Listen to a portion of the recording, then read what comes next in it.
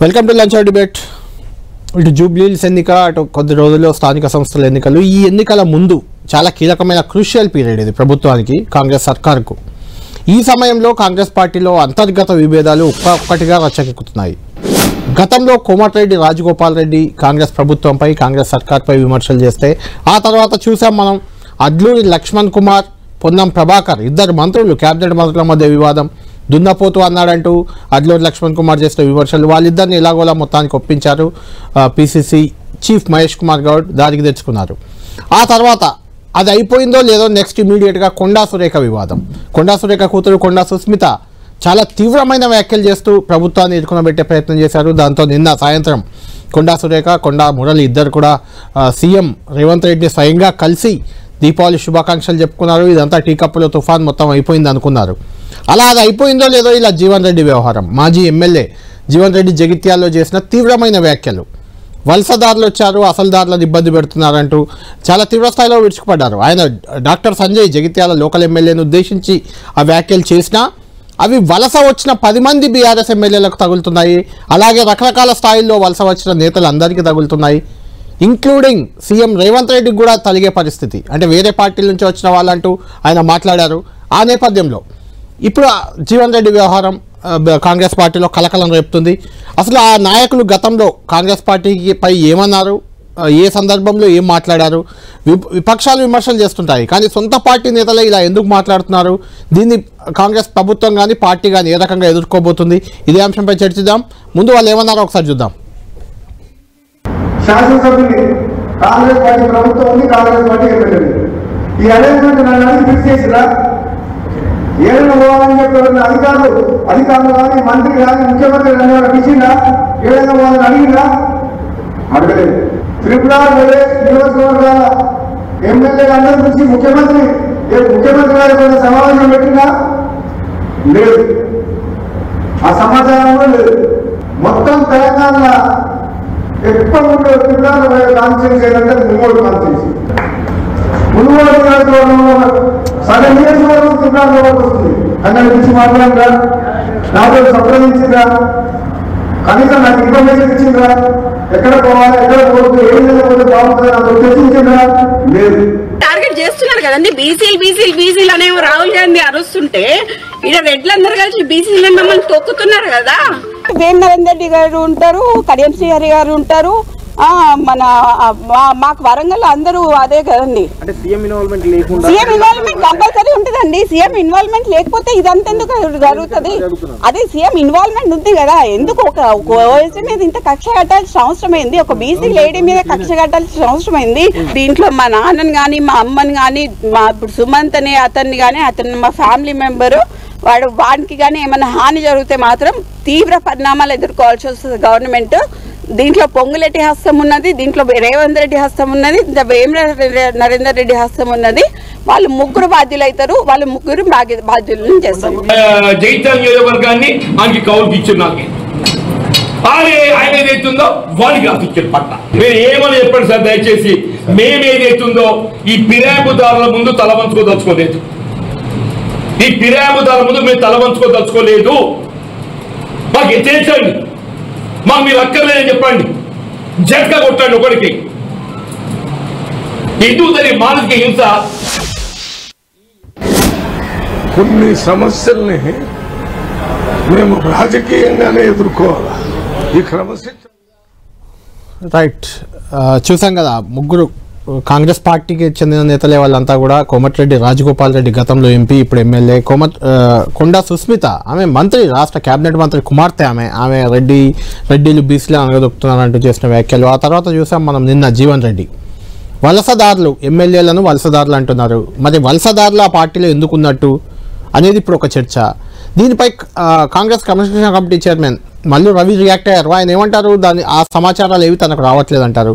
అటు PCC chief మాత్రం ఇది చాలా చిన్న విషయం, మాట్లాడతాం, సెట్ చేస్తాం అంటున్నారు. చూద్దాం వారు కూడా ఏమన్నారు ఒకసారి. కొన్ని సమస్యల్ని మేము రాజకీయంగానే ఎదుర్కోవాలి. ఈ క్రమశిక్షణ పేరుతోనే ఏది పడితే అది మాట్లాడే ఆలోచన నాకు లేదు. అసలు ఏం మాట్లాడారనేది నాకు దృష్టికి రాలేదు. ఒకవేళ మాట్లాడితే కూడా రాజకీయంగా దాన్ని పరిష్కారం చేసి, ఆ రాజకీయంగా పరిష్కారం చేయనప్పుడు నా దగ్గర డిసిప్లిన్ ఓఎస్టీని ఎందుకు తీసేశారనేది నాకు తెలియదు. తెలుసుకున్న తర్వాత చెప్తాను. తీసేయడానికి ఏమైనా కారణాలు ఉంటే అవి తెలుసుకున్న తర్వాత మాట్లాడతాను. చిన్న అంశాలు ఇవన్నీ కూడా కొంత కమ్యూనికేషన్ గ్యాప్ వల్ల వస్తున్నటువంటి అంశాలు. సీఎం గారు కూడా పెద్ద మనసు చేసుకొని నిన్న వారిని తీసుకురమ్మని చెప్పడం, వారితో కూడా కూలంకషంగా మనసు మాట్లాడినారు. ముఖ్యమంత్రికి మంత్రులంతా సమానమైన మాట సమాచారం వారికి ఇచ్చినారు. కొండా సురేఖ గారికి కొన్ని విషయాలు గ్రీవెన్స్ ఉండే అవి కూడా నిన్న క్లియర్ అయిపోయినాయి. ముఖ్యమంత్రి గారు సానుకూలంగా కొండా దంపతితో మాట్లాడినారు. వారికంతా పాత పరిచయం. అది మంత్రిగా వారికి దక్కాల్సిన గౌరవం డెఫినెట్గా ఉంటుంది. అందరు మంత్రులు నాకు సమానమైన మాట ముఖ్యమంత్రి గారు చెప్పారు. జీవన్ రెడ్డి కూడా జగిత్యాలలో చాలా తీవ్రమైన కామెంట్ చేశారు. మేము పట్టాదారులము, కౌలుదారులు ఎవరెవరు వస్తున్నారు, ఎమ్మెల్యేలను పార్టీలోకి వచ్చిన ఎమ్మెల్యేలను ఉద్దేశించి కూడా హాట్ కామెంట్ చేశారు. ఇది ఎట్లా చూస్తారు? జీవన్ రెడ్డి గారు హలో పీసీఆర్ మహేష్ కుమార్ గౌడ్ గారు బయట మళ్ళీ ఒకసారి అయ్యండి. జీవన్ రెడ్డి గారు మీరు రియాక్ట్ అవుతున్నారు అనేది. కొన్ని సమస్యల్ని మేము రాజకీయంగానే ఎదుర్కోవాలి. ఈ క్రమశిక్షణ పేరుతోనే ఏది పడితే అది మాట్లాడే ఆలోచన నాకు లేదు. అసలు ఏం మాట్లాడారనేది నాకు దృష్టికి రాలేదు. ఒకవేళ మాట్లాడితే కూడా రాజకీయంగా దాన్ని పరిష్కారం చేసి, ఆ రాజకీయంగా పరిష్కారం చేయనప్పుడు నా దగ్గర డిసిప్లిన్ ఓఎస్టీని ఎందుకు తీసేశారనేది నాకు తెలియదు. తెలుసుకున్న తర్వాత చెప్తాను. తీసేయడానికి ఏమైనా కారణాలు ఉంటే అవి తెలుసుకున్న తర్వాత మాట్లాడతాను. చిన్న అంశాలు ఇవన్నీ కూడా కొంత కమ్యూనికేషన్ గ్యాప్ వల్ల వస్తున్నటువంటి అంశాలు. సీఎం గారు కూడా పెద్ద మనసు చేసుకొని నిన్న వారిని తీసుకురమ్మని చెప్పడం, వారితో కూడా కూలంకషంగా మనసు మాట్లాడినారు. ముఖ్యమంత్రికి మంత్రులంతా సమానమైన మాట సమాచారం. రైట్. క్రమశిక్షణ సంఘం అనేది రాజకీయంగా ఎదుర్కొంటాం, ఆ తర్వాత రాజకీయంగా కాకపోతే అంటున్నారు. అది నాకు అర్థం కాలేదు. మల్లురావు గారు అనేది అద్దంకి దయాకర్ మనకు లైవ్లో జాయిన్ అవుతున్నారు. దయాకర్ గారితో మాట్లాడదాం. ఆయన పీసీసీ కరీంనగర్ ఉమ్మడి జిల్లా పీసీసీ ఇన్ఛార్జిగా ఉన్నారు. ఎమ్మెల్సీ అద్దంకి దయాకర్ మనకు లైవ్లో జాయిన్ అవుతున్నారు. ఇక్కడ తక్కలపల్లి రవీందర్రావు గారు ఎమ్మెల్సీ కూడా స్టూడియోలో మనకు అందుబాటులో ఉన్నారు. ముందు దయాకర్ గారితో మాట్లాడదాం. దయాకర్ గారు నమస్తే కళ్యాణ్ భాయ్. నమస్తే దయాకర్ గారు. ఏంటి హస్తవ్యస్తం ఏంది? అటు నల్గొండ జిల్లా మీ జిల్లాలో మొదలైంది, కోమటిరెడ్డి రాజగోపాల్ రెడ్డి అప్పుడెప్పుడు అది అయిపోయింది, సర్దు మణిగింది అనుకున్నాం. మద్యం షాప్లకు కూడా ఆయన ఏదో టైంలు పెట్టాడు ఈవినింగ్ పొద్దున అంటూ. సరే అవి జరుగుతున్నాయి. తర్వాత పోతే మీరు వరంగల్ నుంచి ఎంపీగా పోటీ చేద్దాం అనుకున్నారు. గతంలో మీకు అవకాశం వస్తుంది అనుకున్నారు. అక్కడ ఒక వివాదం, కొండా సురేఖ ఇష్యూ. ఇటు పోతే కరీంనగర్గా మీరు ఇన్ఛార్జ్. అక్కడ ఒకటి మీ జిల్లా, ఒకటి పోటీ చేద్దాం అనుకున్న జిల్లా, ఒకటేమో మీరు ఇన్ఛార్జ్గా ఉన్న జిల్లా. అన్ని జిల్లాల్లో వివాదాలే. ఎందుకు ఈ పరిస్థితి వచ్చింది? ఒకటి. రెండోది, 10 మంది ఎమ్మెల్యేలు ఎవరైతే బీఆర్ఎస్లోకి వెళ్ళి మీరు తీసుకున్నారో వాళ్ళు కౌలుకొచ్చారా, నియోజకవర్గాలను వాళ్ళకి రాసిచ్చారా? అసలు ఏంటి? జీవన్ రెడ్డి అడుగుతున్నారు. అది నేను అడుగుతున్న మాట కాదు అది. ఇప్పుడు కాంగ్రెస్ లో ఇవి నేనైతే ఇప్పుడు 24 అంటే 14 10 సంవత్సరాల్లో ఇట్లాంటి కోకొల్లలు నేను చూసినాయి. ఇట్లాంటివన్నీ సహజం. ప్రత్యేకించి ఏంటంటే కొన్ని సందర్భాల్లో ఇంకా ప్రభుత్వంలో ఉన్నప్పుడు ఎక్కువ ప్రచారంలో ఉంటాయి.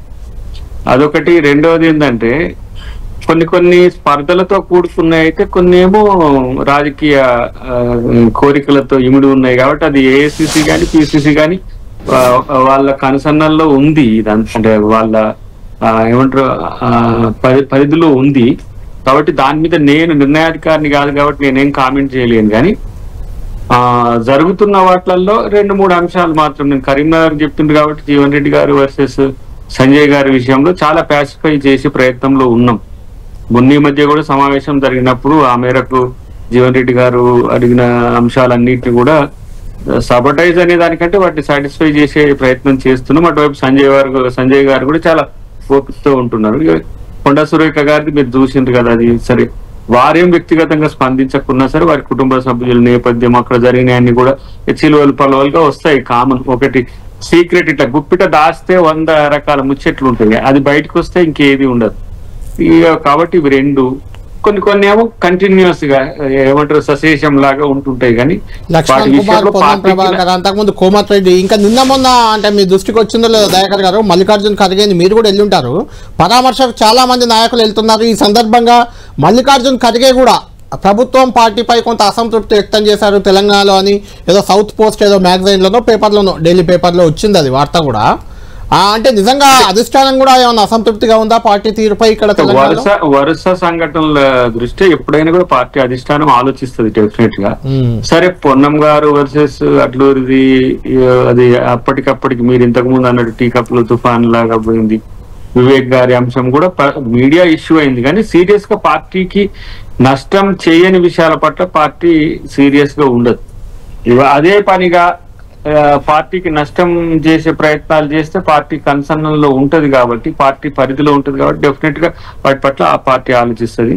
ఇప్పటికిప్పుడైతే వచ్చిన ప్రమాదము, వచ్చిన నష్టము, లేకపోతే వచ్చే కష్టము అయితే చాలా తక్కువ. ఏదైతే ఎక్కువ నష్టం చేకూరుతుందనే అంశం వచ్చినప్పుడు పార్టీ సీరియస్ కూడా ఇన్వాల్వ్ అవుతుంది, నిర్ణయాలు కూడా తీసుకునే పరిస్థితి ఉంటుంది. కాబట్టి పెద్దగా వీటి గురించి మేము ఏమంటాము ఆలోచించాల్సిన అవసరం, పార్టీ ఆలోచించాల్సిన అవసరం రాదు. కాన్సన్ట్రేషన్ అంతా కూడా జూబ్లీహిల్స్ ఎన్నికల మీదనే ఎక్కువ దృష్టి పెట్టిండే. ఈ ఒకవేళ లోకల్ బాడీ ఉండుంటే ఇవి చర్చలోకి వచ్చాయి కావు.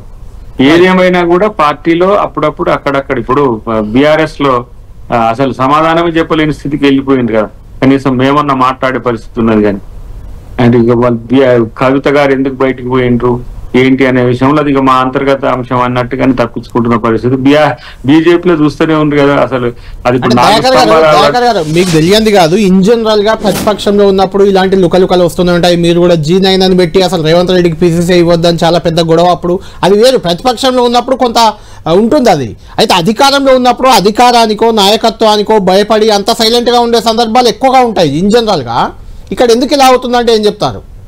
అధికారంలో ఉన్నా కూడా ఎక్కడైనా ఏ రాష్ట్రంలోనైనా ఇది కామన్ కాంగ్రెస్ లో. అంటే ఇది ఏకఛత్ర ఆధిపత్యమో ఏక వ్యక్తి కేంద్రకంగానో పార్టీ ప్రభుత్వం నిర్వహణ ఉండదు. కాబట్టి ఇండివిజువాలిటీ అనేది ఎక్కువ ఉంటది. దాన్ని మనం ఇక కాంగ్రెస్ కు స్వేచ్ఛ ఎక్కువ అని అంటారు, కానీ ఆ స్వేచ్ఛ పేరు మీద స్వేచ్ఛ పరిధి దాటిన వాళ్ళ సమస్యలు చాలా తీవ్రంగా ఉంటాయి. కానీ ఇక్కడ పరిస్థితులు మాత్రం సర్దుకుపోయే పరిస్థితుల్లోనే ఉన్నాయి. కాబట్టి ప్రత్యేకించి ఇప్పుడు కర్ణాటకలో జరగట్లేదా ఆ లెక్కకు వస్తే సిద్ధరామయ్య వర్సెస్ DK శివకుమార్ అనేది మొన్నదానికి మళ్ళీ అది నడుస్తున్నాం. కాకపోతే మన తెలుగు మీడియాలో కొన్నిట్లో వస్తుంది. ఇది ఎక్కడైనా కాంగ్రెస్ పార్టీలో వాళ్ళకి ఏంటంటే స్వేచ్ఛ ఉంటది, అడిగే హక్కు ఉంటది. దానితో పాటు కొన్ని వైరుధ్యాలతో కూడిన అంశాలు మాకే గతంలో PV నరసింహరావు గారు చెప్పినట్టు కాంగ్రెస్ అధికారంలో ఉన్నప్పుడు ప్రతిపక్షం అక్కడే ఉండదు. కాబట్టి ఇక్కడ మా వాళ్ళే మమ్మల్ని ప్రశ్నిస్తారు. దాన్ని మేము ఒకవేళ అది సమస్యపూరితంగా ఉంటే దాన్ని సర్దుకుపోయే ప్రయత్నం చేస్తాం అంతే తప్పితే దాంట్లో కొత్తగా మాకేం నష్టం వస్తుంది అయితే నేను అనుకుంటున్నాను. రైట్. కాంగ్రెస్ పార్టీలో నిజంగా మీ బీఆర్ఎస్ నుంచి పోయిన 10 మంది నియోజకవర్గాల్లో ఇలాంటి పరిస్థితి. జీవన్ రెడ్డి అన్నట్టు వాళ్ళు కౌలుకి ఇచ్చేసారు నియోజకవర్గాన్ని అని చెప్తున్నారు. మీరు కూడా చాలా మందిని తీసుకున్నారా? విమర్శ మీపై ఉంది, అది పక్కన పెడితే అంటే వెళ్ళిన ఎమ్మెల్యేలు అక్కడ అంత ఇబ్బంది పడుతూ అక్కడే ఉంటున్నారు. మీ వైపు చూడట్లేదు, మీ దిక్కు రావట్లేదు, మీరు రానియట్లేదా, వాళ్ళు రావట్లేదా? కాంగ్రెస్లో పరిణామాలను మీరు ఎలా చూస్తున్నారు? జీవన్ రెడ్డి ఏమైనా మీ వైపు చూస్తున్నారు? అది కూడా ఒక చర్చ. ఇప్పుడు కాంగ్రెస్లో పరిణామాలు మొత్తం ఇప్పి దయాకర్ అనే చెప్పిండు కదా, ప్యాషన్ ఆఫ్ కాంగ్రెస్లో సహజం అని అన్నారు. కాంగ్రెస్ పార్టీకి సహజం కావచ్చు కానీ ప్రభుత్వానికి సహజం కాదు. వారందరూ ప్రభుత్వాల భాగస్వాములు మంత్రులు అంటే. మరి అదెట్లా సహజమైద్దో, మంత్రుల్లోనే గొడవలు ఇంత తీవ్రంగా మాట్లాడితే ఎట్లా సహజమైద్దో నాకు అర్థం కాని విషయం ఒకటి. ఇక ఏదో మన క్రమశిక్షణ సంఘ అధ్యక్షుడు వారు రవి గారు మాట్లాడారు, రాజకీయం అయితే రాజకీయంగా ఎదుర్కొంది ఒకటే పార్టీ. విచిత్రమైన పదం. ఏమైనా ఇతర పార్టీలతోటి ప్రతిపక్షంతో ఎదుటి పార్టీతోటి రాజకీయంగా మేము ఎదుర్కొంటాం, ఆ రాజకీయ కోణంలోనే మేము చూస్తాం అన్నట్టుగా సొంత పార్టీ నేతలు ప్రభుత్వం పైన, ప్రభుత్వాధినేత పైన విపరీతంగా విరుచుకపడుతుంటే రాజకీయం ఏందండి? ఏమన్నా అర్థం ఉందా మాట్లాడితే? మీరు ఇంకా చాలా విషయాలు మాట్లాడతానులే కళ్యాణ్ గారు. What about Mahabubnagar? ముఖ్యమంత్రి గారి సొంత జిల్లాలో 4 ఎమ్మెల్యేలు 10 మంది భేటీ అయ్యారు. జడ్చర్ల ఎమ్మెల్యే గారు ఎన్ఎం శ్రీనివాసరెడ్డి గారు ఇంక ఇతర ఎమ్మెల్యేలు కలిసి ముఖ్యమంత్రి గారి మీద దండెత్తి సమావేశాలు పెట్టి నేను కూడా ముఖ్యమంత్రిని అవుతా అని చెప్పని అల్టిమేటం ఇచ్చింది మర్చిపోతామా? ముఖ్యమంత్రి సొంత జిల్లాలో. ఒక్కసారి నల్లగొండ జిల్లాకు పోండి, అన్నదమ్ముల మధ్యన ఎంత తీవ్రంగా ఉంది. వెంకటరెడ్డి గారు మంత్రి, వారి తమ్ముడు పొద్దున లేస్తే దుమ్మెత్తిపోస్తారు. రాజగోపాల్ రెడ్డి గారిది మొత్తం కలిసి మీరు ఒక ఎపిసోడ్ పెట్టండి కళ్యాణ్ గారు. ఇట్లా మాట్లాడిన ఆయనను పార్టీ నుంచి సస్పెండ్ చేయొచ్చా లేదా? దీంట్లో 5% కూడా మాట్లాడలే రాజగోపాల్ రెడ్డి మాట్లాడిన దాంట్లో. మా కవిత గారు మేము ప్రతిపక్షంలో ఉన్నా కేసీఆర్ గారి కూతురైనా మేము సస్పెండ్ చేశాం. రాజగోపాల్ రెడ్డి గారు మాట్లాడిందంతా ఒక దగ్గర జమ చేసి మీరు ఒక్కటే ఎపిసోడ్లు ఇవ్వండి, అట్లాంటి పార్టీలో ఉంచొచ్చా? దయాకర్ గారు ఇక్కడ ఒక వ్యాలిడ్ పాయింట్ ఉంది. సొంత కేసీఆర్ కూతురైనా తప్పుగా మాట్లాడితే ప్రభుత్వం పార్టీకి నష్టం చేకూరిస్తే ఆమె సస్పెండ్ చేశామని చెప్తున్నారు. ఇక్కడ జీవన్ రెడ్డి గారి వ్యాఖ్యలు, రాజగోపాల్ రెడ్డి మీరు చెప్తున్నారు, నిన్న జీవన్ రెడ్డి మేము అసలు వాళ్ళం పట్టాదారులం, మేము వాళ్ళంతా కౌలుదారులు, వాళ్ళు చెప్తేనే పనులు చేస్తున్నారు, ఆ పనుల్లో కమిషన్లు దండుకుంటున్నారు. చాలా తీవ్రమైన వ్యాఖ్యలు జీవన్ రెడ్డి గారు చేసినవి, చాలా సీరియస్ వ్యాఖ్యలు, అలిగేషన్లు. అవి ఖచ్చితంగా విపక్షాల కష్టంగా మారుతాయి. ప్రజల్లో కూడా కాంగ్రెస్ పార్టీలో ఇంతేనా ఇలా జరుగుతుందా అనుకుంటారు కదా, అది నష్టం ఏం లేదా మీకు? మీరు జిల్లా ఇన్ఛార్జ్ కూడా మీరు. అంటే ఇప్పుడు అట్లాంటి నష్టం జరగవని అనడానికి అవకాశం లేదు. అవి కష్టమైన భరించాల్సిన పరిస్థితి ఉంటాయి. ఇప్పుడు మేమే సంజయ్ గారిని ఆహ్వానించినాం కదా, పార్టీ ఏసీసీ ఆహ్వానించింది. అలాంటప్పుడు సంజయ్ గారి మీద నేను కామెంట్ చేయలేను కదా. ఆయనకున్న అంతర్గత అంశాల్లో కొన్ని వేధించే అంశాలను ఆయన ప్రస్తావన తెచ్చినా కూడా ఒక పరిధి మేరకే అవి ఉంటాయి, అంతకు మిక్కిలిపోదు. ఇంకోటి రాజగోపాల్ రెడ్డి గారి విషయంలో ఆయన కొన్ని ఏమంటాం ఇష్యూస్ ను ఎరైజ్ చేస్తున్నాడు. వాటిని కొన్నిటిని మనం రిజాల్వ్ చేసుకోవాల్సి ఉన్నాయి, కొన్ని పార్టీ దృష్టిలో ఉన్నాయి.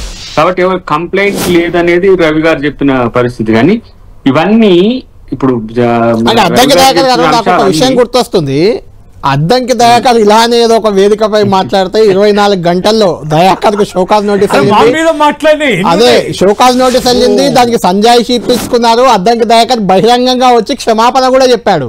అది దయాకర్ కు వర్తించింది, మిగిలిన వాళ్ళకి ఎందుకు వర్తించట్లేదని చాలా మందికి అనుమానం ఉంది. అది నా విషయం ప్రస్తావన వచ్చింది కాబట్టి చెప్తా. నాకు పార్టీ ముఖ్యం అంటే మిగిలిన వాళ్ళకి కాదా? ఇప్పుడు ఈ ముఖ్యం కాదా? హోమ్సో ఎవరైనా అది వాళ్ళ, ఎందుకంటే పార్టీకి నేను అవసరమా లేదా అనేది నాకు తెలియదు, కానీ నాకు పార్టీ అవసరం. కాబట్టి నేను పార్టీ యొక్క క్రమశిక్షణకు లోబడి ఉండాల్సిన బాధ్యత, హక్కు నాకుంది. కాబట్టి నేను దానికి నా ద్వారా ఎంత ఏమైనా మిస్టేక్ జరిగిందన్నా కూడా నేను దానికి ఇమ్మీడియట్ గా నేను రిజైండర్ ఇస్తాను. రెండవది, నాకే అవకాశాలు ఇవ్వకపోయినా కూడా ఎక్కడ నేనేం నా అసమ్మతినో నేను పార్టీ మీద వ్యతిరేకతను ఎక్కడ కూడా ఏం నేను చెప్పిన పరిస్థితి లేదు.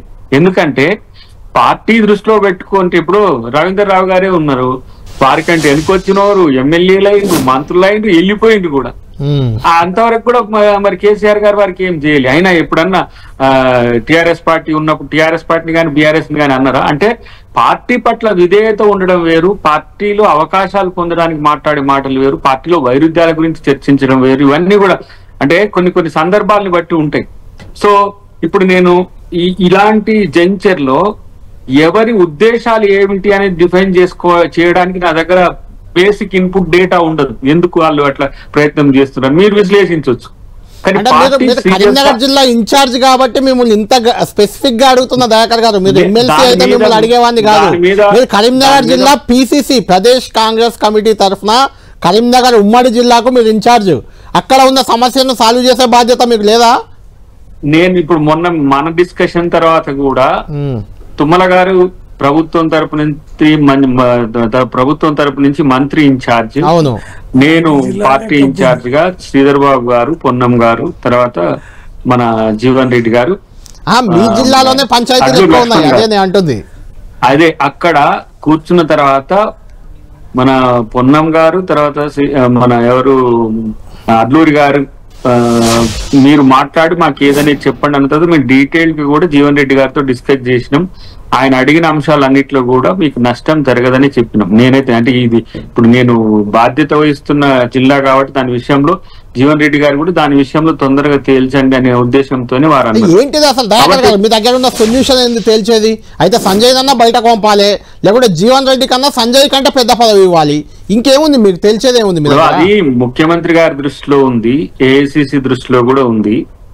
జాయినింగ్స్ అనేవి ఓన్లీ ఇక్కడ క్షేత్రస్థాయిలో ఉన్న పార్టీనే కాదు, ఏఐసిసి కన్సర్న్ తోనే జరిగినాయి. జాయినింగ్స్ అనాలతోనే జరిగినా. ఇంకొకటి కడియం శ్రీగారి పార్లమెంట్ ఎన్నికల ముందు చేరినప్పుడు జీవన్ రెడ్డి గారు మాట్లాడలేదు, దానం నాగేందర్ చేరినప్పుడు కూడా అభ్యంతరం పెట్టలేదు. ఆ తర్వాత సంజయ్ చేరిక ముందు నుంచి చేరిన తర్వాత ఎక్కువ అభ్యంతరం, అంటే ఆయన అక్కడ సఫకేషన్ అవుతుంది నియోజకవర్గంలో.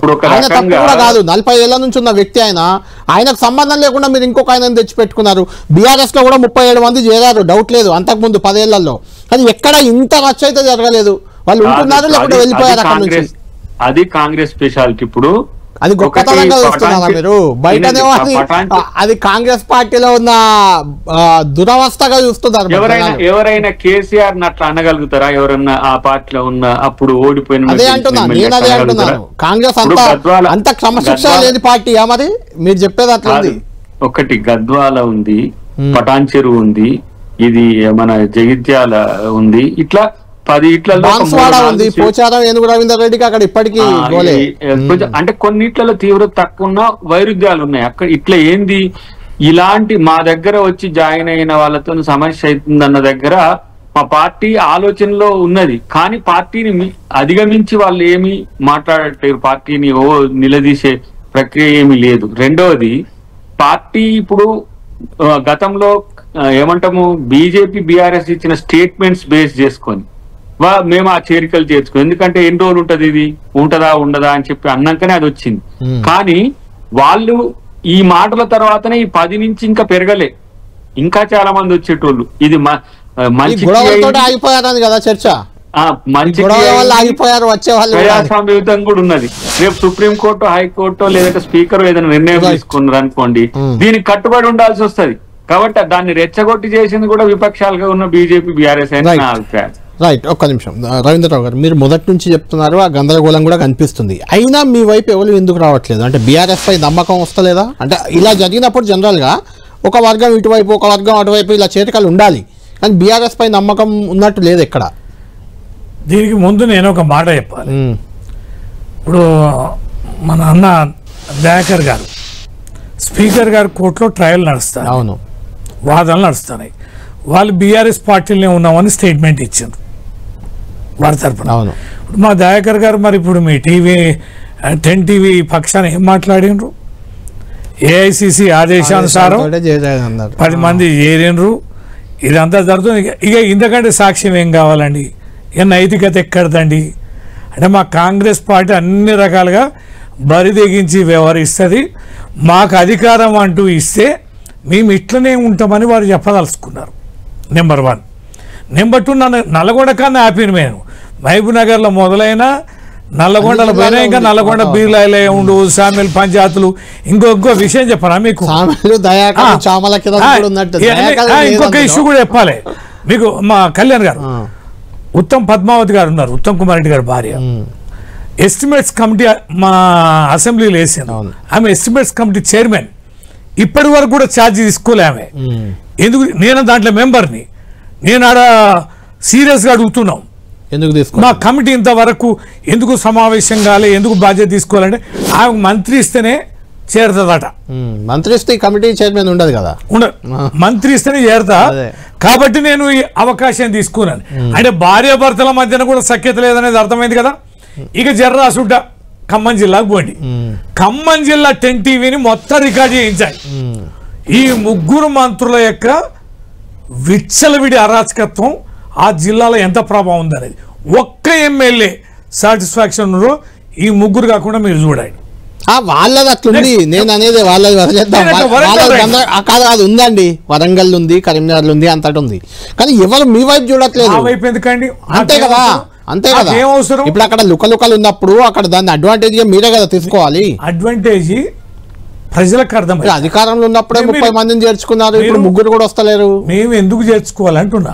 ఇప్పుడు చేరిన కాంగ్రెస్ పార్టీలో చేరిన ఎమ్మెల్యేలు మాతోటి మాట్లాడడం లేదా బ్యాక్ రావడానికి? ఈ మానసికమైన సంఘర్షణ నియోజకవర్గం నుంచి వస్తున్న కాంగ్రెస్ ఎమ్మెల్యేలు మీతో టచ్ లో ఉన్నారా? దయాకర్ గారు, ఇంకోటి కళ్యాణ్ గారు, ఎన్నికల ముందు ఇదే రేవంత్ రెడ్డి గారు కాంగ్రెస్ పార్టీ అనేకమైన వేదికల మీద ఇట్లాంటి పని మేము చేయం, పార్టీ మారిన వాళ్ళని రాళ్లతోటి కొట్టి చంపుతారు. ఒకవేళ మేము కూడా పార్టీ మారితే మేము చేసుకుంటే మమ్మల్ని కూడా రాళ్లతోటి కొట్టి చంపండి అని దయాకర్ గారు అన్నది వాస్తవమే కదా, అది వాస్తవమే. కొంతమంది అట్లా అన్న ఆయనే మా దయాకర్ అని అంటాడు, అందరు మేము స్టేట్మెంట్ 1,00,000 ఇస్తామండి, ఇస్తా అంటే మా స్టేట్మెంట్లకి మా ట్రాప్ లో మీరు పడతారా? ప్రభుత్వం కూలుతుంది పోతుంది అనగానే మీరు భయపడరా? అంత భయం అంత విశ్వాసం లేకుంటున్నారా? ఒక్క నిమిషం దయాకర్ గారు, రవీంద్రరావే కాదు జీవన్ రెడ్డి గారు కూడా అన్నారు ఇదే మాట. 20 మంది అంటే బీఆర్ఎస్ కంటే 20 మంది ఎక్కువ మంది మనం ఉన్నాము, కాంగ్రెస్ ఎమ్మెల్యేల మీద మీకు నమ్మకం లేదా అని జీవన్ రెడ్డి గారు అడుగుతున్నారు. ఎందుకు చేర్చుకున్నారు? ఎమ్మెల్యేల మీద కాదు, వీళ్ళ వెనుక ఉన్న శక్తి 10 రాష్ట్రాలు పోగొట్టింది మా ప్రభుత్వాలని. బీజేపీ అంటే బీజేపీకి భయపడుతున్నారా మీరు? బీజేపీ చేసింది కదా 10 రాష్ట్రాల్లో, కనబడుతున్న వాస్తవమే కదా. ఇప్పుడు మాకు రానియకుండా ప్రభుత్వాలు రానియకుండా చేసిన దగ్గర ఒక దగ్గర అయితే, ప్రభుత్వంలో గెలిచినాక ఎమ్మెల్యేని గుంజుకొని ప్రభుత్వాన్ని గురగొట్టిన చరిత్ర ఉంది. అంటే మీ ఎమ్మెల్యేలు అమ్ముడు పోతారని భయపడుతున్నారా అంటున్నాను నేను, అదే అంటున్నాను. బీజేపీ కొంటుంది అమ్ముడు పోతారని భయపడుతున్నారా మీ గెలిచిన ఎమ్మెల్యేలు? 8 మంది అధికారంలోకి రాలేం కదా. అవును, ఇంకా మీరు అంతే కదా చేసి వదిలేసిండ్రు. కానీ ఇక్కడ కాంగ్రెస్ పార్టీని మొత్తమే భూస్థాపితం చేయడానికి బీజేపీ ప్లాన్ లో కాంగ్రెస్ ముక్త భారత్ కు ఇవాళ పనిచేసింది ఎవరు? బీఆర్ఎస్ కాదా? ఈడ టీడీఎల్పీని మర్జీ చేసుకొని, దాని పేరేంది సిఎల్పీని మర్జీ చేసుకొని, ఉన్న పార్టీల ఎమ్మెల్యేలు అందరినీ చేసుకొని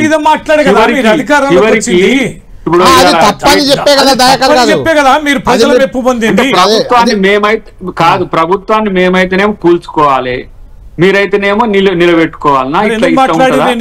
వాళ్ళతో కొట్టుమన్నారు కదా మీరు, పార్టీ మారితే వాళ్ళతో కొట్టుమన్నారు కదా. ఇప్పుడు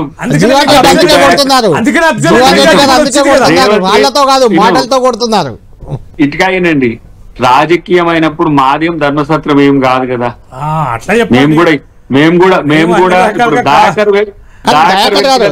ఇక్కడ ఒక్క పాయింట్, రాహుల్ గాంధీ గారు అన్న మాట ఏంటంటే ఈ అనర్హత వేటుకు సంబంధించిన చట్టాన్ని మార్చిపడేయాలి, పార్టీలా మారితే అలా వేటు పడాలి. ఇది రాహుల్ గాంధీ కోరిన కోరిక ఉంది. ఆ చట్టాన్ని కూడా మార్చాలన్నారు, ఇంకా స్ట్రాంగ్ చేయాలన్నారు.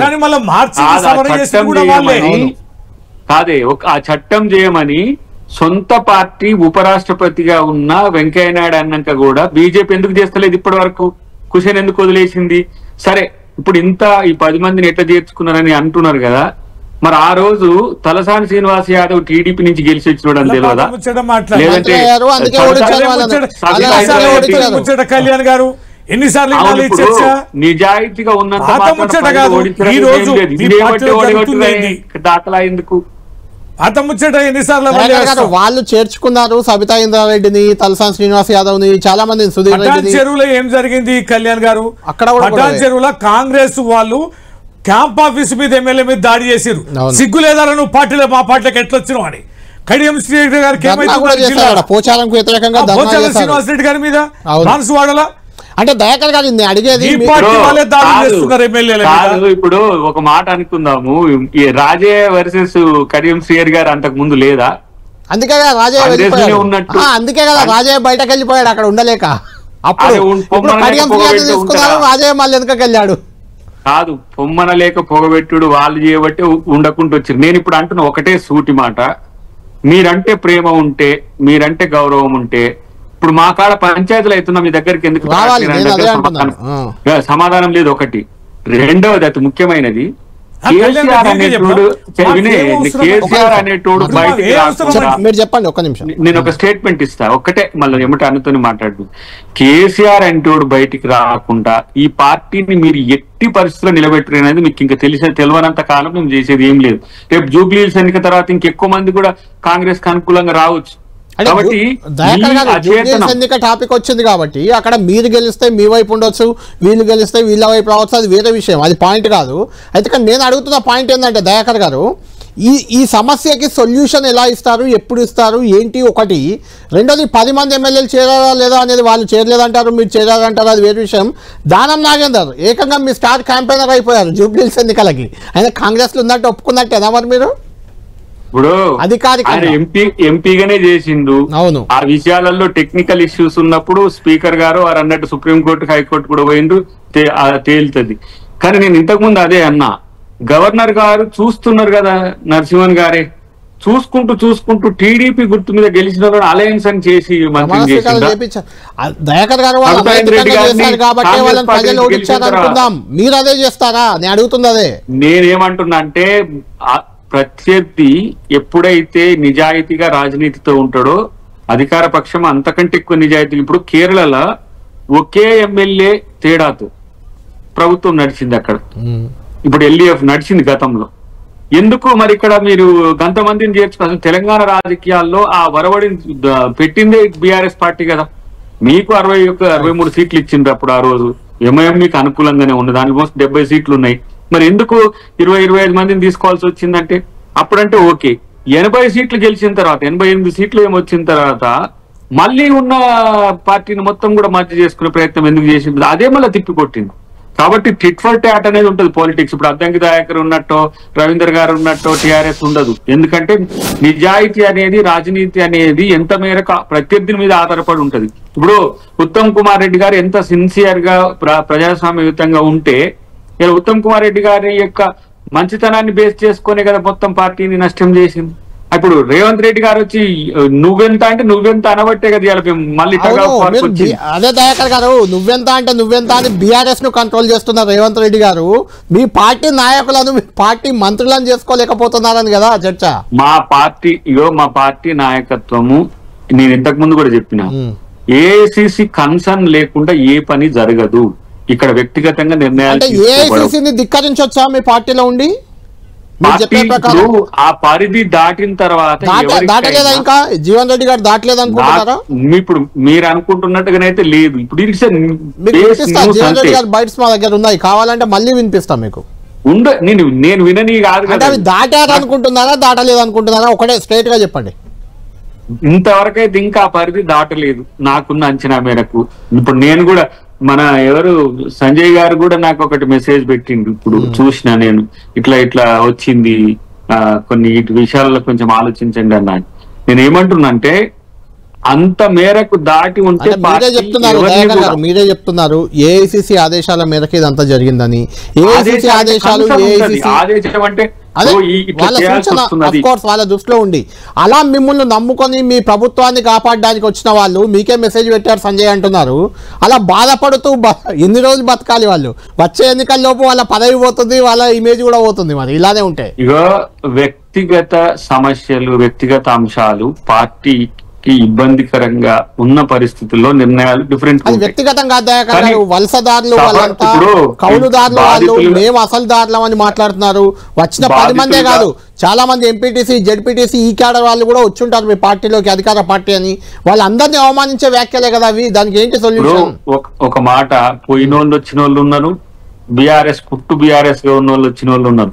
2 రకాలు ఉన్నారు దీంట్లో వాళ్ళు. ఇప్పుడు ఆయన ఆ రోజు కేసీఆర్ గారు బెదిరించడం వల్ల డిఫెక్ట్ అయిన వాళ్ళు ఉన్నారు. ఇప్పుడు వాళ్ళు కొన్ని అవకాశాలు కోల్పోతున్నారు. ఎందుకంటే 2017 నిబంధన పెట్టడం వల్ల 2017 కంటే ముందు ఉన్న వాళ్ళకే అవకాశాలు ఇస్తామనేసరికి వాళ్ళు పుట్టిన కాంచి కాంగ్రెస్ లో ఉండి కేసీఆర్ వల్ల బీఆర్ఎస్ పోవాల్సి వచ్చింది. వాళ్ళు బాధపడుతున్నారు.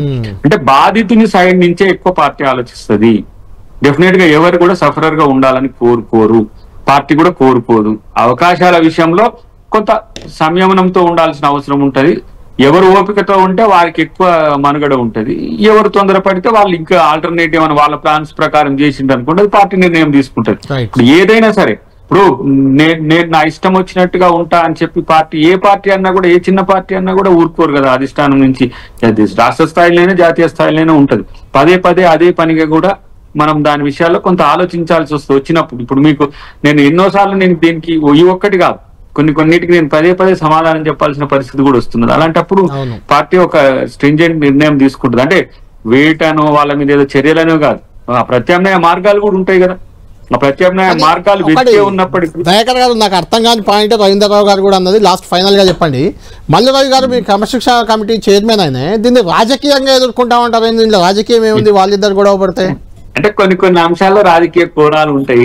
ఉన్నాయంటారా? అంటే కొండా సురేఖ వ్యవహారంలో రాజకీయ కోణం ఉందా, లేకుంటే జీవన్ రెడ్డి సంజయ్ లో రాజకీయ కోణం ఉందా, లక్ష్మణ్ కుమార్ లేకుంటే పొన్నం ప్రభాకర్ గొడవలో రాజకీయ కోణం ఉందా, కోమటిరెడ్డి రాజగోపాల్ రెడ్డి ఏమన్నా పక్క పార్టీతో కుమ్మక్కై మాట్లాడుతున్నాడా? రాజకీయ కోణం అంటే ఏంటి? రాజకీయ కోణం అంటే వీళ్ళు వెనుక ఎవరైనా ఉన్నారా? అదే అంటున్నాను నేను. ఎక్కడున్నారో నాకు అర్థం కాలేదు. ఎవరైనా ఉన్నారని వారికి దృష్టికి వచ్చినందుకే వారు అని ఉంటారు. వారు ఇంకా వారిని మీరు ఆహ్వానించుంటే ఇంకా మంచి సమాధానాలు వచ్చునేమో నాకంటే. ఎందుకంటే నేను నా పరిధిలోనే నేను మాట్లాడాల్సిన పరిస్థితులు కాబట్టి మీకు ఇంత మేరకే సమాచారం వస్తుంది. కాబట్టి ఇంతకు మించిన సమాచారం రావాలంటే కూడా పార్టీ క్రమశిక్షణను దాటి రాదు. కానీ ఏది జరిగినా ఇప్పుడు ఈ చర్చలతోనో ఈ చర్యలతోనో కూడా మా నాయకత్వంలో ఒక ఆలోచన వస్తుంది కదా. నాయకత్వంలోనే కాదు, కేవలం మీ కార్యకర్తలకు కూడా కొంత భరోసానో కాన్ఫిడెన్స్ రావాలి కదా. వాళ్ళకు కూడా గందరగోళమే ఉంటుంది ఇటువంటి గొడవలు జరిగిన దగ్గర. అవి టీ కప్పుల తుఫాన్ లెక్కనే సద్దు మరగడం వల్ల కూడా పెద్ద సమస్య కావట్లేదు. అది ఒకవేళ కొనసాగితే మాత్రం ఆ కొనసాగడాన్ని ఎవరు కూడా దాన్ని సహించరు. ఎందుకంటే కొనసాగడం వల్ల బోత్ సైడ్ నష్టమే. ఇప్పుడు ఉద్దేశపూర్వకంగా ఎవరైనా చేసిండ్రు అనుకోండి, ఉద్దేశపూర్వకంగా చేసేటోళ్లకు లాభం, పార్టీకి నష్టం. కానీ వాస్తవం ఉందా అనే దాని మీద మనం ఒకవేళ విశ్లేషించుకుంటే ఓకే, ఈయన అనే దాంట్లో కొంత స్టాంటిటీ ఉన్నది అనుకున్నప్పుడు కొంత వేచి చూసే ధోరణి ఉంటుంది. దానికి ఒక ప్రతి సమస్యకు పరిష్కారం ఉంటుంది. పరిష్కారం లేని సమస్య అయితే ఈ ప్రపంచంలో ఉండదు. సమస్యను పరిష్కరించే దిశగా కొంత డిలే కావచ్చు, కొంత ఏమంటారు నెగ్లిజెన్సీ ఉండొచ్చు కాక, దానికి కొన్ని అవాంతరాలు ఉండొచ్చు కాక, కానీ ఎవరికి పార్టీ నష్టం చేయాలని అయితే ఉండదు. ఏ విషయంలోనే మీరు మాట్లాడిన రవణ చెప్పిన ఈ 10 సంఘటనల విషయంలో ఏమంటారు, పార్టీకి నష్టం జరుగుతుందా, వాళ్ళకు వ్యక్తులకు నష్టం జరగకుండా చూస్తారా మీరు? ఇగో ప్రభుత్వానికైనా పార్టీకైనా, ప్రభుత్వానికి నష్టం జరిగేటప్పుడు పార్టీ బేర్ చేయదు, పార్టీకి నష్టం జరిగేటప్పుడు ప్రభుత్వంలో ఉన్న బేర్ చేయరు. కానీ ఇది ఇంత తీవ్రమైన అంశంగా పరిగణించకపోవడం వల్లనే అది డిలే అవుతుంది అనేది నాకున్న అభిప్రాయం. సమాధానం చెప్తుందంటారు. కాలం ఇంకా మరింత పెద్ద సమస్యలకు పరిష్కారం ఇచ్చేది కదా. ఆ కాలం కొరకు వెయిట్ చేయకుండా ఇప్పుడు ఏమైతే మనకు వరుస సంఘటనల వల్ల మనం ఈ జోలికి రావాల్సి వస్తుంది.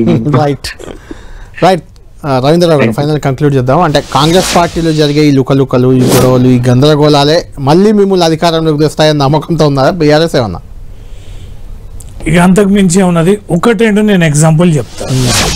కేసీఆర్ గారు ప్రభుత్వం కట్టిన గృహంలో ఉండేది, సీఎం క్యాంప్ ఆఫీస్ అది. రోడ్డు మీద మీరు కెమెరాలు పెట్టుకుని ఉండేది, బారికేడ్లు. ముఖ్యమంత్రి ఇంటికాడ బారికేడ్లు ఉంటాయండి. ఇప్పుడు రేవంత్ రెడ్డి గారు ఇంటికాడ లేవంటే నాకు చెప్పండి. ఉంటాయి కదా, మరి లేవంటే మరి నాకు చెప్పండి. ముఖ్యమంత్రి అఫీషియల్ రెసిడెన్స్ అది. ఆడ మీరు కెమెరాలు పెట్టుకొని ఎవరు పోయేది ఎవరు వచ్చేది, ఓ మంత్రి అపాయింట్మెంట్ లేకుండా పోవడం వెనక్కి రావడం, ఇవన్నీ మీరు భూతద్దంలో వాళ్ళు చూపించి పెద్ద బదనాం రాజకీయంగా చేశారు.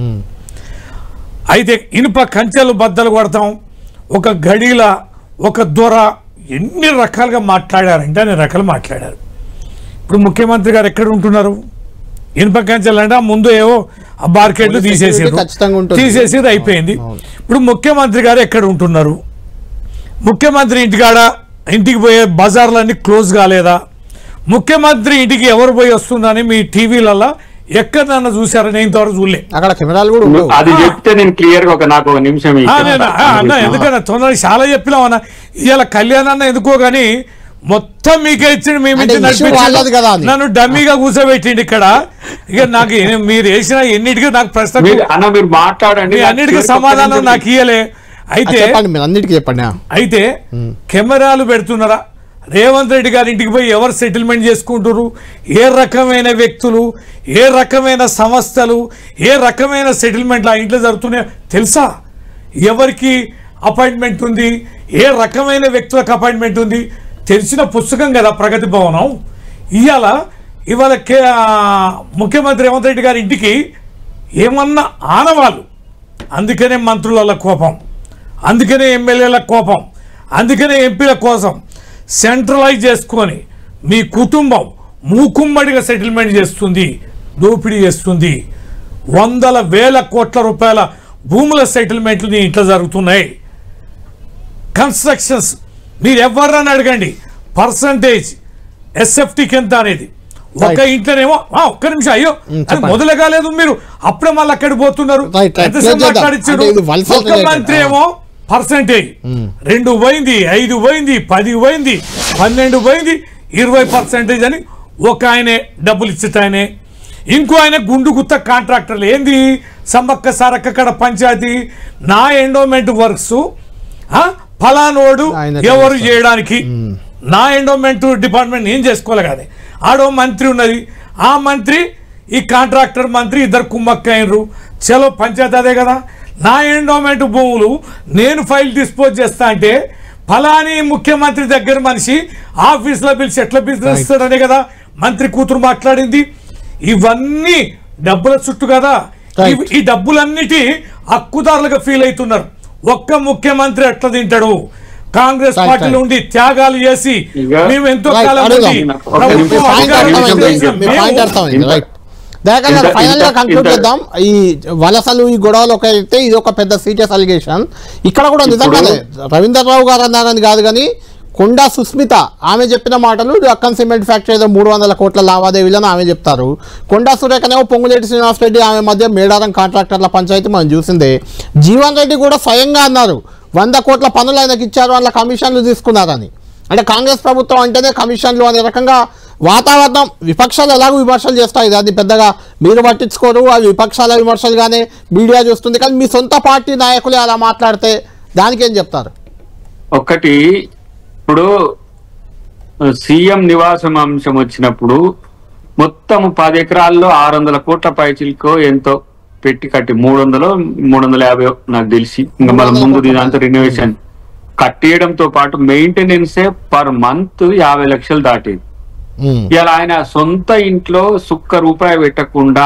ఆయన సొంత ఖర్చులతో కట్టుకున్న ఇంట్లో ఉంటే మీకు ఎట్లా ఖర్చు పెరిగినట్టు ఇప్పుడు ఇక్కడ కేసీఆర్ గారి కాడ ఉన్న నిఘా ఎట్లా ఉంటుందో లేదంటే ఆ కెమెరాలు ఎట్లా ఉంటాయో ఇక్కడ కూడా అట్లనే ఉంటాయి మీరు అంటుండ్రు కదా ఇప్పుడు ఆ బజార్ మీరు చూడండి ఏది కాదు రేవంత్ రెడ్డి గారి మెయింటెనెన్స్ తప్పు సమాచారం లేదు పెద్దల దయాకర్ గారి మీద నాకు చాలా గౌరవం ఉంది అదేమైనా ప్రభుత్వ కార్యాలయానికి ఇచ్చారా హాస్టల్కి ఇచ్చారా యూనివర్సిటీకి ఇచ్చారా ఇప్పుడు సీఎం ఉంటున్నారు కదా మీరు ఇప్పుడు మెయింటెనెన్స్ ఆగిందా లెక్కలు తీయండి సెక్యూరిటీ లేదా మెయింటెనెన్స్ లేదా కరెంటు బిల్లులు లేవా ఏసీ బిల్లులు లేదా అట్లా ఊరికే అపార్థం చేస్తే నేను ఒక మాట చెప్తా నేను చెప్పినాక అలా లేదా ఎట్లా మాట్లాడతా అట్లా అన్యాయంగా మాట్లాడితే ఎట్లా పోతున్నావా లేదా కానీ బట్టన్న కూడా ఆయన హాల్ కాదు బయట ఇది ఉంది కదా వరండాలకు వచ్చి కూర్చొని మాట్లాడుతున్నా అందరితో అసలు మొత్తం మెయింటెనెన్స్ కాస్ట్ పెరుగుతుందని కూడా చెప్తున్నా మీకు రెండవది ఇప్పుడు ఈ బజారు ఏదైతే రేవంత్ రెడ్డి గారి నివాసం బజార్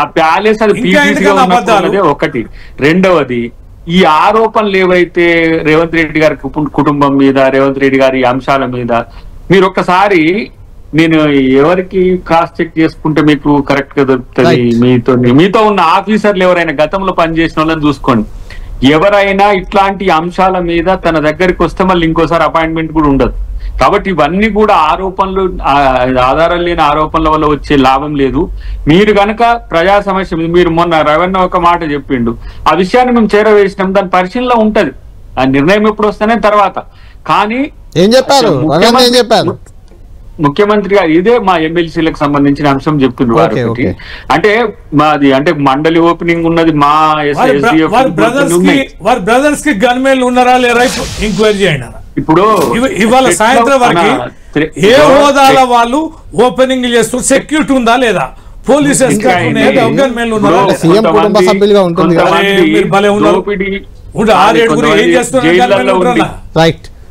కాదు కొంతమంది జైళ్లలో ఉన్న వాళ్ళకే సెక్యూరిటీ ఇస్తున్నాం సీఎం గారి తమ్ముళ్ళకి వాళ్ళకి థ్రెట్ ఉంటది అనుకున్నప్పుడు డెఫినెట్ గా మీరు అడిగినా ఇస్తారు కదా ఇప్పుడు సీఎం గారి తమ్ముళ్ళకి థ్రెట్ ఉందా ఎందుకు ఉంటుందండి దయాకర్ గారు ప్రజాపాలన ప్రజాప్రభుత్వం కదా ఇప్పుడు దయాకర్ వినండి నేను ఎమ్మెల్సీగా అయినా కోదండరామ్ గారు తీసుకోలేదు గతంలో నాకు వస్తారు వాళ్ళు అంతే న్యాచురల్ గా ఏంటంటే అకార్డింగ్ టు ఇంటెలిజెన్స్ రిపోర్ట్ వాళ్ళు ఇస్తారు ఇప్పుడు కొన్ని సందర్భాల్లో జరుగుతున్న సంఘటనలను బేస్ చేసుకొని కూడా ఉంటది. కానీ ఇక్కడ ఏంటంటే రేవంత్ రెడ్డి గారి చుట్టూ మళ్ళీ మీరు ఒక పెద్ద ఏదో భ్రమను సృష్టించి అక్కడ ఏదో జరుగుతుందని అనుకుంటే ప్రతి ఒక్కటి మా దృష్టిలో ఉంటాయి, అధిష్టానం దృష్టిలో ఉంటాయి. మేము తప్పులు చేస్తే మీలాంటి వాళ్ళు అడుగుతారని కూడా తప్పులు చేయడానికి ఎందుకు ముందుకు వస్తారు అనుకుంటుండ్రు. ఊరికనే ఇప్పుడు దాన్ని అయితే కొన్నిసార్లు కొన్ని సంఘటనల్ని నవ్వు ఊరుకుంటారు తెలుసా.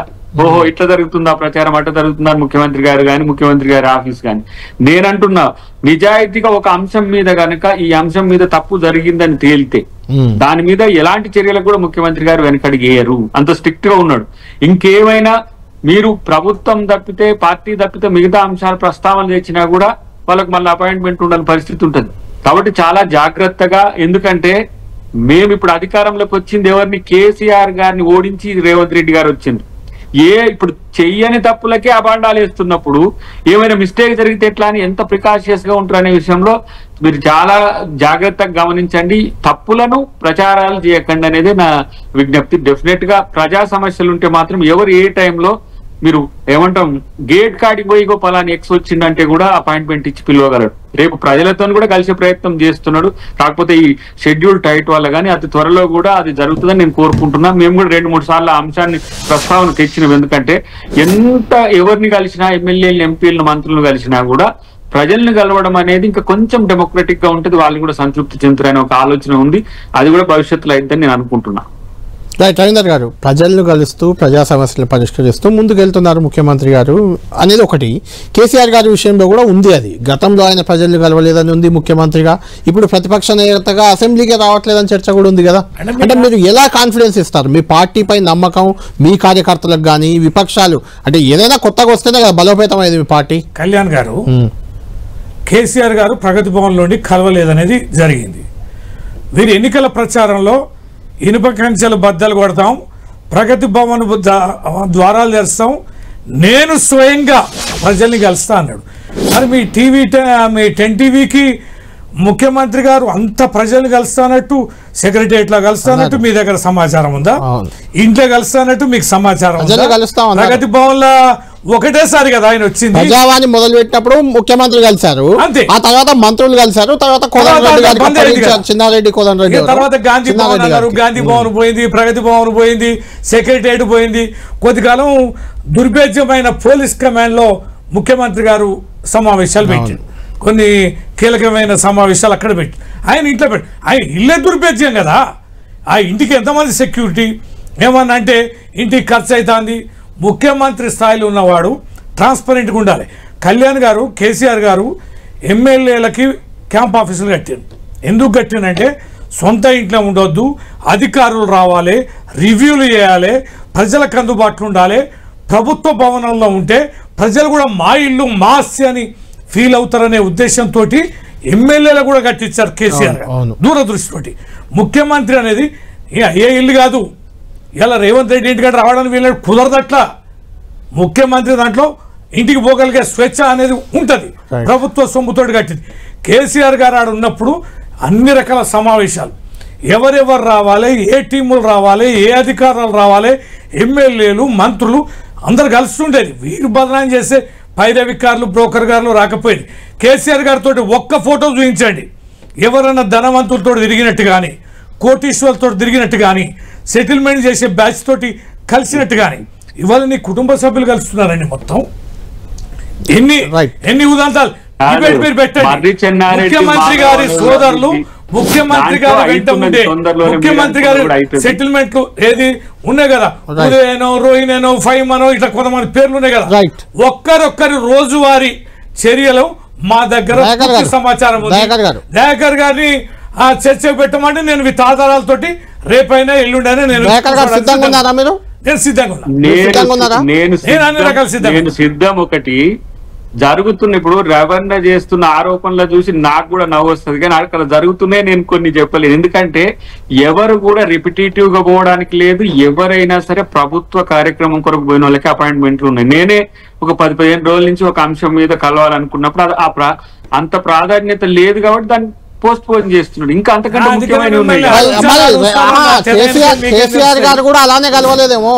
మీరు అప్పుడు కలవట్లేదు అన్నారు, ఇప్పుడు ఇలా చెప్తున్నారు.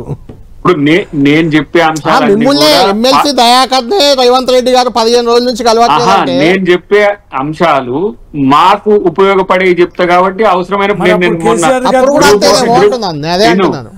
కాదు గ్రూప్ 2 దానికి పోయినప్పుడు ఏదో ఒకటి చెప్పడానికి వీలు ఉంటుంది. సపరేట్ గా మాకేం అపాయింట్మెంట్ కూడా అక్కర్లేదు, మేము నేరుగా కూడా పోగలం. కానీ అంతకంటే ముఖ్యమైన పనులు ఉన్నప్పుడు ఈ పెరిఫెరల్ చర్చలు వస్తున్నప్పుడు నవ్వుతాం, ఇట్లా జరుగుతుందా ప్రాపగండా అని అనుకుంటాం. కానీ డెఫినెట్ గా నేనేమంటున్నా అంటే మీరు విమర్శకు సహేతుకత ఉంటే దేన్ని కూడా వదిలేది లేదు.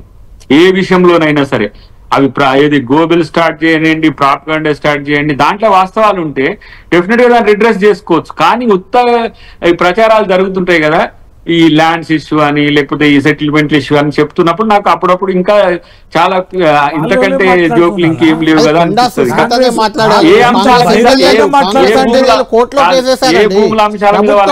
ఒక ల్యాండ్ కు సంబంధించి కాంగ్రెస్ ఎమ్మెల్యేలు ఎన్ఎం శ్రీనివాస్ రెడ్డి, అనిరుద్ రెడ్డి, ఇంకో 2-3 మేడిపల్లి సత్యమేవ సంథింగ్ వాళ్ళంతా కోర్టులో కేసేశారు, హైకోర్టులో. మైబాద్ ఎమ్మెల్యే మైబాద్ ఎమ్మెల్యే వాళ్ళకు ఇప్పుడు లీగల్ గా ఇష్యూస్ ఉన్నప్పుడు డెఫినెట్ గా వాళ్ళ సైడ్ ఏమైనా చేయొచ్చు. ఇంకొకటి ఎమ్మెల్యేలు గాని వ్యక్తిగతంగా మాట్లాడుకున్న అంశంలో అది పార్టీ నిర్ణయం తీసుకుంటది. కానీ ముఖ్యమంత్రి ఆఫీస్ ను టార్గెట్ చేసి జరుగుతున్న ఈ ఏవైతే ట్రోల్స్ లేకపోతే ఈ ప్రాపగండా చూసి అయితే మాత్రం అంటే దాంట్లో లేని అంశాలు వచ్చినప్పుడు అంతకంటే ఎక్కువ సీరియస్ దాన్ని పట్టించుకోని పరిస్థితి ఉండదు.